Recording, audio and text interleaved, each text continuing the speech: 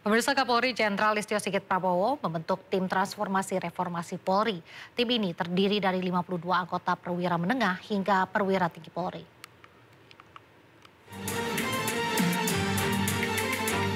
Kapolri Jenderal Listio Sigit Prabowo membentuk tim transformasi reformasi Polri lewat surat perintah atau Sprint Kapolri yang ditandatangani pada 17 September 2025.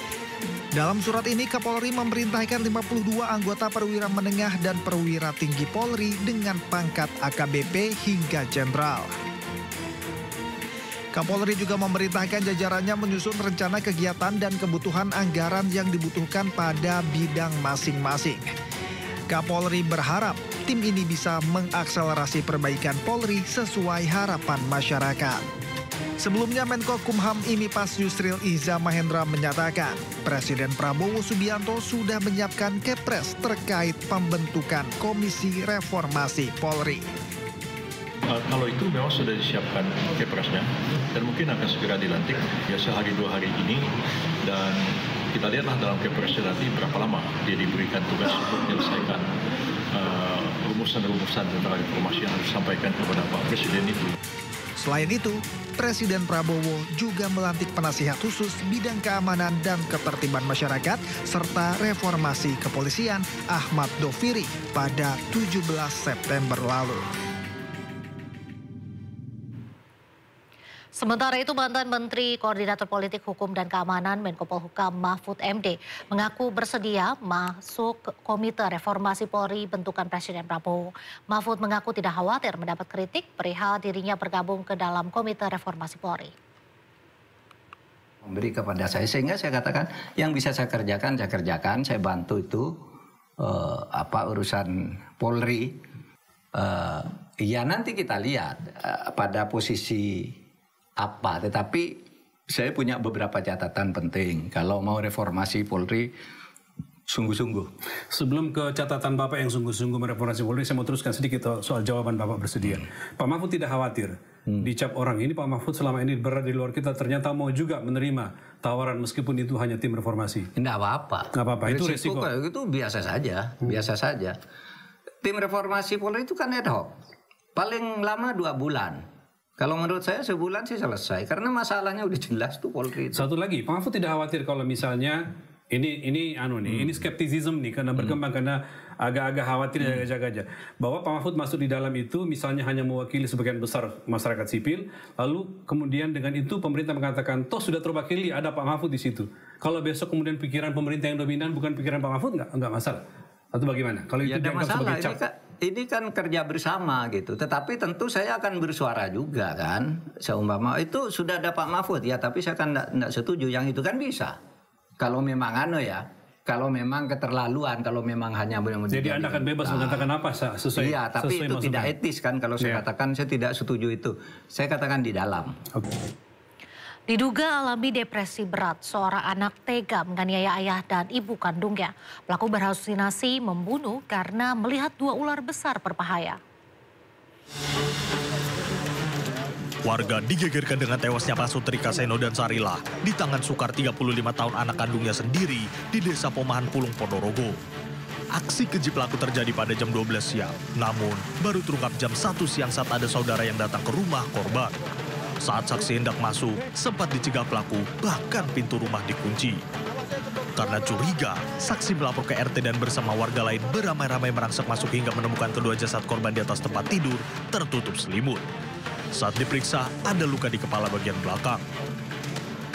Kepada warga, pelaku mengaku baru saja membunuh 2 ular dan diduga ia menderita depresi berat. Kasus ini segera dilaporkan ke polisi dan mengamankan pelaku ditangkap serta melakukan olah TKP. Kedua jasad korban dibawa ke RSUD Harjono Ponorogo untuk divisum. Sementara kasus sudah ditangani Polres Ponorogo. Dari Ponorogo, Jawa Timur, Ahmad Subegi, iNews melaporkan. Menolak memasak mie instan, seorang istri dibakar suaminya hingga tewas di Cakung, Jakarta Timur.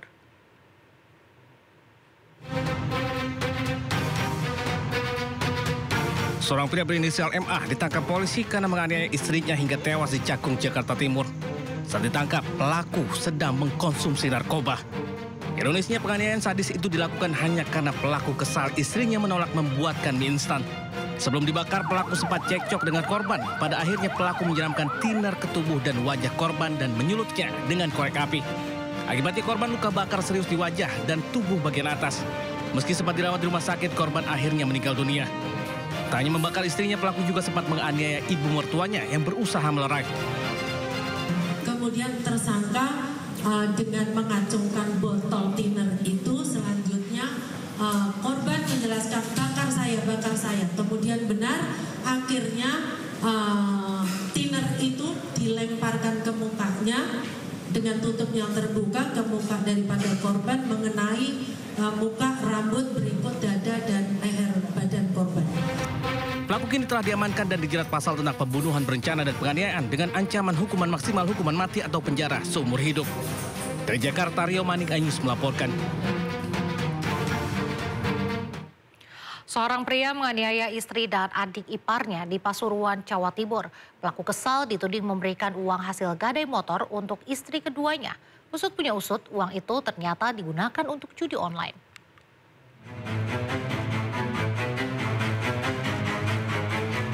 Seorang pria berinisial MP, 41 tahun, tak berkutik diamankan warga dengan cara diikat di kursi di Desa Curah Duku, Kecamatan Keraton, Kabupaten Pasuruan, Jawa Timur. Pria ini diketahui sebelumnya menganiaya istri dan adik iparnya hingga luka parah dan harus dibawa ke puskesmas. Aksi penganiayaan terjadi setelah pelaku cekcok dengan istri terkait uang hasil gadai motor. Korban menuding uang tersebut diberikan pelaku kepada istri keduanya. Dalam kondisi emosi, MP kemudian mengambil pisau dapur dan menganiaya istrinya. Melihat kejadian itu, adik ipar pelaku berusaha melerai, namun ia ikut jadi korban setelah dipukul pelaku dengan paving hingga terkapar. Beruntung kedua korban selamat usai mendapatkan perawatan medis di puskesmas.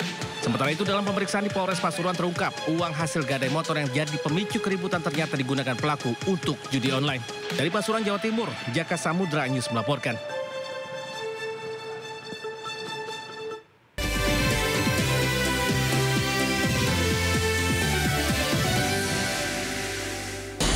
Poin aja. Di Jokowi itu ada tim. Membahas berbagai isu politik terkini bersama narasumber yang kredibel. Bagaimana ininya?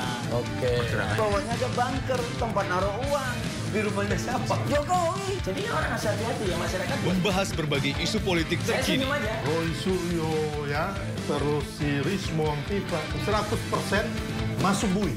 Bersama narasumber yang kredibel. Tuduh poin aja. Jumat pukul 9:30 malam di Sindo News TV. Sindo Sore, setiap hari di Sindo News TV, Beyond Headline.